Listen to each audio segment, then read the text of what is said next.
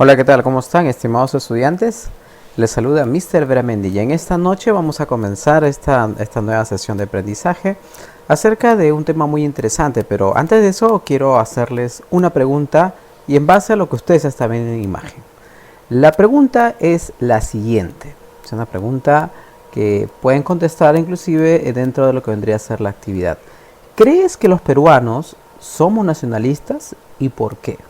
¿Somos o no somos nacionalistas? ¿El solo hecho de ir a un estadio o cantar el himno ya nos hace nacionalistas? ¿O que simplemente seguimos la corriente del resto, ¿no? Es una pregunta que me gustaría que respondan en la casilla de comentarios en la actividad que estoy publicando en esta sesión.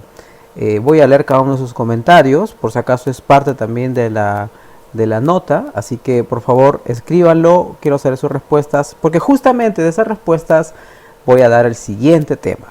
Y el tema es el liberalismo y el nacionalismo. ¿Dónde aparece? ¿Dónde surge? Muy bien, es en Europa. Luego de las revoluciones europeas de 1848 surge un nuevo tipo de nacionalismo llamado liberalismo.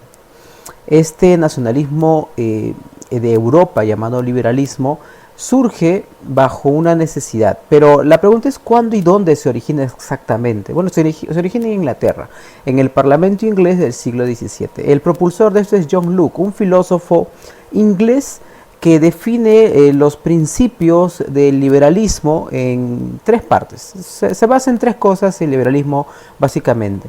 El primero es la libertad, que se refleja en el reconocimiento de los principales derechos de las personas. La igualdad ante la ley, idea contraria a los privilegios de los estamentos. Los estamentos son las clases sociales. Y la propiedad como criterio de diferenciación social.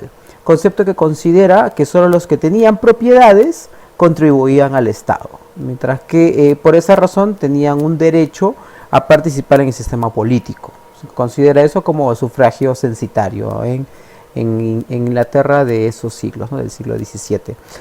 Estos tres principios son importantes reconocerlos, pero además de eso también es cómo definimos en la actualidad qué es el liberalismo, porque el liberalismo existe hasta el día de hoy. Aunque algunos autores consideran que es neoliberalismo, ¿no? Dice que es una doctrina política, económico-social, o sea, abarca todo. Nacida a fines del siglo XVII, que defiende la libertad individual y una intervención mínima del Estado en la vida social y económica. Ojo, es una intervención mínima en la vida de todos nosotros. El Estado no se debe entrometer en la libertad de las personas. El liberalismo inglés, para ser más exacto y analizar este tema, se dieron en varias reformas en el sistema británico. Esto debido a que la clase media tenía más poder sobre la aristocracia. Lo primero que se notó fue las reformas electorales, la de 1832 y la de 1867. La de 1832 llamada la Reform Act, que básicamente más electores llegaban a sufragar, y el aumento de electores ingleses de 1867, que abarcó casi la tercera parte de la población inglesa. Esas fueron las dos grandes reformas. Mientras que en Estados Unidos también se dieron algunos cambios sustanciales basados principalmente en la libertad individual de las personas y la regulación de las relaciones sociales de forma objetiva e igualitaria. Eso fue una diferencia con respecto a Inglaterra. Mientras que en Inglaterra se daba el tema del sufragio, en Estados Unidos ya se hablaba de libertades individuales. Luego de esto aparece también el nacionalismo, que sostiene que la soberanía de un Estado no reposaba en una dinastía gobernante, sino en el pueblo que lo constituía. Era el pueblo que tenía ese poder. Ahora, el nacionalismo, en sus tipos, tiene el primero nacionalismo orgánico, que es un nacionalismo orgánico postulado por el filósofo Johann Herder. Para él, la humanidad estaba formada por pueblos, no por individuos. Bajo ese término agregó la propuesta de dos ideas de trascendencia: el poder externo, que tiene derecho a imponer normas, y el derecho a convertirse. Y después el nacionalismo liberal. El nacionalismo liberal, que esta corriente se caracterizó por el protagonismo que concedía la voluntad del individuo para formar parte de una unidad política definida como la nación. es la nación. En este caso, la nación sería consecuencia de una decisión voluntaria de los miembros de una comunidad política. En eso consistía el nacionalismo liberal. Ahora, también van a ocurrir movimientos nacionalistas. Estos movimientos, el primero va a ser el movimiento disgregador, que ocurre en los grandes estados integrados en pueblos diversos.